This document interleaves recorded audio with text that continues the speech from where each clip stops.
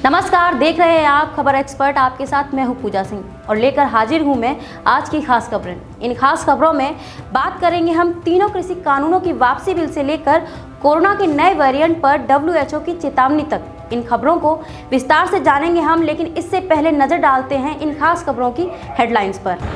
विपक्ष के हंगामे के बीच तीनों कृषि कानून वापसी बिल हुए पास। मायावती का योगी सरकार पर वार, कहा दलितों पर आए दिन हो रहा अत्याचार। अचानक राजा भैया को पहचानने से क्यों इनकार करने लगे अखिलेश यादव? क्या इसके पीछे छिपा है कोई सियासी संदेश?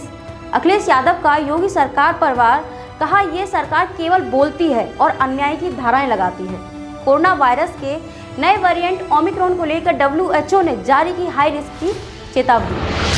संसद के शीतकालीन सत्र के पहले दिन दोनों सदनों में आज 3 कृषि कानूनों को वापस लिए जाने के विधेयक को मंजूरी मिल गई है। विपक्ष द्वारा इस बिल पर चर्चा की मांग की गई थी, हालांकि दोनों सदन में बिना बहस के ये बिल पारित कर दिया गया। पिछले साल संसद के मानसून सत्र में इन 3 विवादास्पद कृषि कानूनों के पारित होने के बाद किसानों का विरोध प्रदर्शन शुरू हो गया था। कृषि मंत्री नरेंद्र तोमर ने कृषि कानून वापसी का बिल पेश किया। विपक्षी नेताओं ने कानून वापसी पर चर्चा की मांग की। विपक्ष के हंगामे के बीच यह बिल लोकसभा से पास हो गया।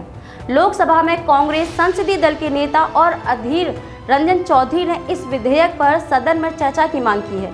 तो वहीं प्रधानमंत्री नरेंद्र मोदी ने अपने बयान में कहा कि भविष्य में संसद को कैसा चलाया जाए, कितना अच्छा योगदान दिया, कितना सकारात्मक काम हुआ, उस तराजू पर तोला जाए, ना कि मापदंड ये होना चाहिए कि किसने कितना जोर लगाकर सत्र को रोका।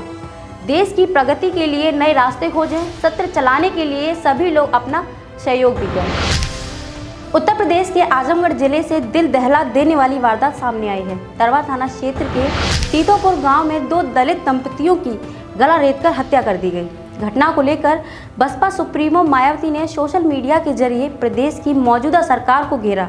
उन्होंने ट्वीट करते हुए लिखा कि यूपी में प्रयागराज के बाद अब आजमगढ़ में भी दलित पति पत्नी की कल रात गला काटकर हत्या कर देने की घटना भी अति दुखद, दर्दनाक एवं अति निंदनीय है। दलितों पर आए दिन हो रहे ऐसे अत्याचारों को सरकार तुरंत सख्ती से रोके तथा दोषियों के विरुद्ध सही व सख्त से सख्त कार्रवाई भी करे। अखिलेश यादव एक निजी कार्यक्रम में शिरकत करने प्रतापगढ़ पहुंचे तो इस दौरान पत्रकारों से उन्होंने बातचीत के दौरान कुछ ऐसा कह दिया जिससे सूबे का सियासी पारा गर्मा गया।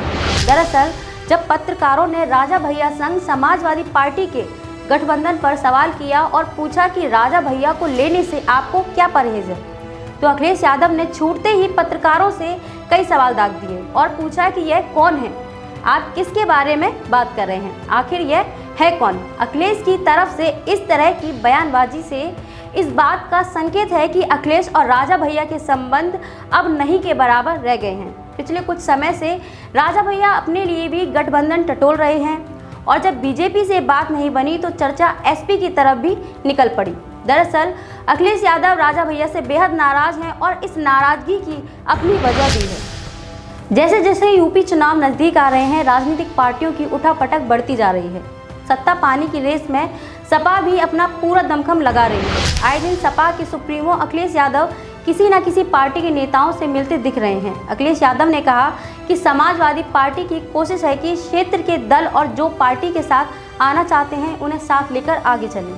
आजम खान पर बात करते हुए अखिलेश यादव ने कहा कि आजम खान साहब के ऊपर झूठे मुकदमे लगे हुए हैं और ये केवल मैं नहीं कह रहा, रामपुर से लेकर किसी से भी जानकारी कर लें, उस एसएसपी जिसने मुकदमे लगाए थे उसकी जांच खुद चल रही थी। तो आजम खान के ऊपर झूठे मुकदमे लगे हुए हैं और स्वाभाविक है कि लोग उनसे मिलेंगे।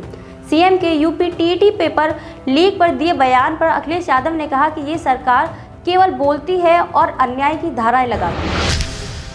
विश्व स्वास्थ्य संगठन यानी कि WHO ने कोरोना वायरस के नए वेरिएंट ओमिक्रॉन को लेकर एक हाई रिस्क की चेतावनी जारी की है।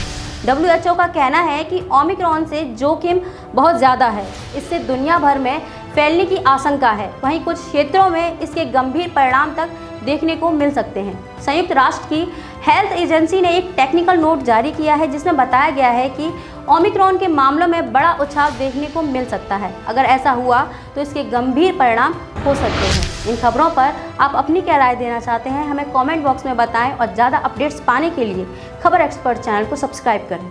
धन्यवाद।